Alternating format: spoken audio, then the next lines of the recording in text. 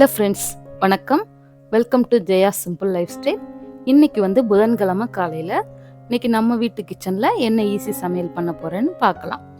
அதுக்கு நான் என்னென்ன ப்ரிப்ரேஷன் பண்ணியிருக்கேன்னா, கொஞ்சம் ரைஸ் எடுத்து ஊற வச்சுருக்கிறேன், அப்புறம் கொஞ்சம் காய்கறி எடுத்து வச்சுருக்கிறேன், அடுத்து வெங்காயம் கொஞ்சம் தண்ணியில் ஊற வச்சுருக்கிறேன்.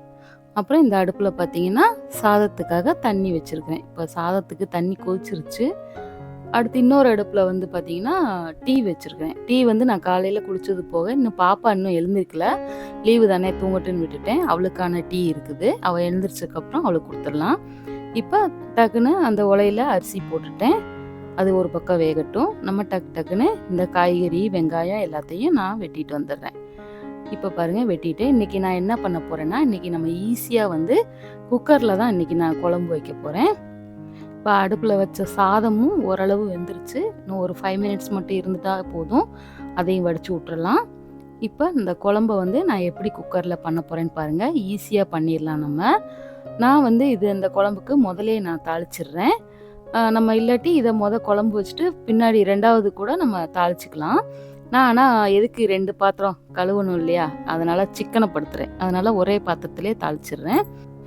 இதில் ஒன்றும் இல்லைங்க, பட்டை கிராம்பு ஏலக்காய் அன்னாச்சிப்பூ அந்த பிரிஞ்சி இலை போட்டு பொரிஞ்சதும் கருவேப்பிலையும் வெங்காயம் போட்டு தாளிச்சிருக்கிறேன். அடுத்து ஒரு 1.5 ஸ்பூன் இஞ்சி பூண்டு பேஸ்ட் அதையும் கூட சேர்த்து பச்சை வாசனை போகிற அளவுக்கு நல்லா வதக்கிக்கலாம். இன்றைக்கி நான் என்ன பண்ணுறேன்னா, இன்றைக்கி ஒயிட் குருமா தான் பண்ணுறேன். அதாவது பீன்ஸு கேரட்டு உருளைக்கிழங்கு என்கிட்ட இவ்வளோ தான் காய் இருந்தது. இன்றைக்கி இருந்த காயை வச்சு தான் இன்றைக்கி சமையல் பண்ணுறேன்.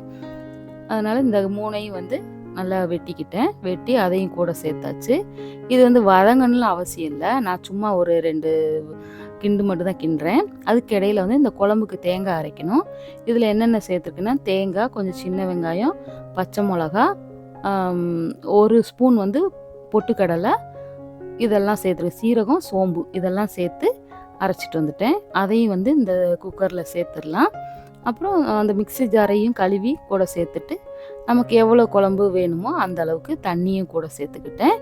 இப்போ இதில் ஒரு 3 தக்காளியை நான் வெட்டி போட்டிருக்கேன். இதையே நம்ம முன்னாடியே வதக்கலை தக்காளி சேர்த்து அப்படின்னு பார்த்தீங்கன்னா, முன்னாடி சேர்த்தோன்னா அந்த குழம்போட கலர் ரொம்ப மாறிடும், ஒரு ஆரஞ்சு கலர் மாதிரி வந்துடும். அதுக்காக தான் ஃபைனலாக தக்காளி போட்டு அப்படியே தேவையான உப்பையும் போட்டு கிண்டி குக்கரை மூடி வச்சுட்டேன். இப்போ விசில் வந்துருச்சு. இந்த குழம்புக்கு ஒரு 2 விசில் வந்தால் போதும், சூப்பராக குழம்பு ரெடி ஆயிரும். அடுத்து இந்த பக்கம் பார்த்தீங்கன்னா, மார்னிங் பிரேக்ஃபாஸ்ட்டுக்காக ரெடி பண்ணிக்கிட்டு இருக்கிறேன். என்னன்னு பார்த்தீங்கன்னா, இன்றைக்கி நான் சட்னி தான் பண்ண போகிறேன். அதுக்கு ஆயில் விட்டு கடலைப்பருப்பு, உளுந்தப்பருப்பு, வெள்ளைப்பூடு, கருவேப்பிலை, அப்புறம் வெங்காயம், உப்பு, புளி இதெல்லாம் போட்டு நல்லா வதக்கிக்கிட்டேன். இங்கே பாருங்கள், குழம்பு ஓரளவு எல்லாமே ரெடி ஆயிடுச்சு.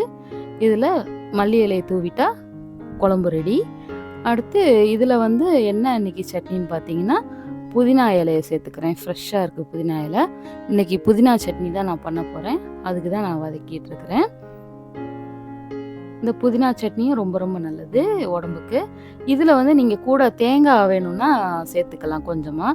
நான் இன்றைக்கி தேங்காய் சேர்த்துக்கல, வெறுமனே இதை மட்டும்தான் வதக்கி ஆற வச்சு அரைச்சிக்கிறேன். இது பொரியலுக்கு ரெடி பண்ணிகிட்ருக்கிறேன். நார்மலாக எப்பயும் போல் கடுகு ஜீரகம் போட்டு தாளிச்சிட்டு ஆனியன் சேர்த்து வதக்கிட்டு முட்டைக்கோசு வெட்டி வச்சுருக்கேன், அதையும் கூட சேர்த்து நல்லா வதக்கிக்கிறேன். இன்றைக்கி ஒயிட் குருமா வச்சனால இன்றைக்கி முட்டைக்கோசை நான் இன்றைக்கி கொஞ்சம் காரசாரமாக வைக்க போகிறேன். இந்த முட்டைக்கோசு கொஞ்சம் வதங்கட்டும். இது லைட்டாக வதங்கினோடனே இதுக்கு தேவையான மசாலா சேர்த்துக்கிறேன். இதில் என்னென்னா, ஒரு 1/2 டீஸ்பூன் மஞ்சத்தூளும், ஒரு 1.25 ஸ்பூன் வத்தல் பொடி, அதாவது தனி மிளகா பொடி, அதையும் கூட சேர்த்து நல்லா வதக்கிக்கிறேன். நல்லா இந்த அளவுக்கு வதங்கினோடனே மூடி போட்டு மூடி வச்சிடுறேன். இந்த கேப்பில் இந்த பொரியலுக்கு தேவையான தேங்காவை உடச்சி நான் திருவிட்டு வந்துடுறேன். அப்புறம் நான் பாருங்கள், என் கையில் மெஹந்தி இருக்குது. இது என்னென்னா, என் பொண்ணு தான் எனக்கு போட்டு விட்டா. பாருங்கள், நல்லா சூப்பராக பிடிச்சிருக்குல்ல, நல்லா அழகாக போட்டு விட்ருக்கா. இப்போ தான் அவள் பழகிட்டு இருக்கா. அதனால் சரி எனக்கு போட்டு போட்டு பார்த்துட்டு இருக்கா. செம்மையாக போட்டிருந்தா, எனக்கு பிடிச்சிருந்தது. ஃபஸ்ட் அட்டம் தானே, சூப்பர். இருந்தாலும் இதெல்லாம் பாராட்டணும் இல்லையா, சின்ன குழந்தைங்க இந்த மாதிரி சின்ன சின்ன விஷயங்கள்லாம் பண்ணும்போது நமக்கும் கொஞ்சம் பெருமையாகவும் இருக்குது, அதே நேரம் அவங்களையும் பாராட்டணும். லீவ்ல பசங்க என்னதான் செய்வாங்க? நம்மள தானே எல்லா விஷயத்தையும் ட்ரையலா யூஸ் பண்ணிக்குவாங்க. அதே மாரி தான் இன்னைக்கு என் பொண்ணு இது பண்ணிக்கிட்டா, என்ன யூஸ் பண்ணிக்கிட்டா. ஆனா அழகா தான் பண்ணியிருக்கா. கை அலங்கோலமாலாம் ஆக்கல. சூப்பரா இருந்தது. அப்புறம் சைட் பை சைடா வந்து சட்னியும் ஆற வச்சு அரைச்சாச்சு. இன்னைக்கு அம்மா நான் தோசை சுட்டு தர்றேன் உங்களுக்கு அப்படின்னு சொல்லிட்டு என் பொண்ணு சூப்பரா எனக்கு தோசை சுட்டு குடுத்தா. மார்னிங் பிரேக்ஃபாஸ்ட்டு வந்து புதினா சட்னியும், தோசையும் தான். உங்க வீட்டு பசங்க உங்களுக்கு இந்த மாரி குக்கிங் வேலையெல்லாம் செஞ்சு குடுப்பாங்களான்னு எனக்கு கமெண்ட்ல சொல்லுங்க. அவ்வளோதான் இன்னைக்கு வீடியோ. இந்த வீடியோ பிடிச்சிருந்தா லைக் பண்ணுங்க. உங்க ஃப்ரெண்ட்ஸ் அண்ட் ஃபேமிலிக்கு ஷேர் பண்ணுங்க. மறக்காம சப்ஸ்கிரைப் பண்ணுங்க. நாளைக்கு என்ன சமையல்னு நாளைக்கு வீடியோல பார்க்கலாம். தேங்க் யூ ஃபார் வாட்சிங். பாய்.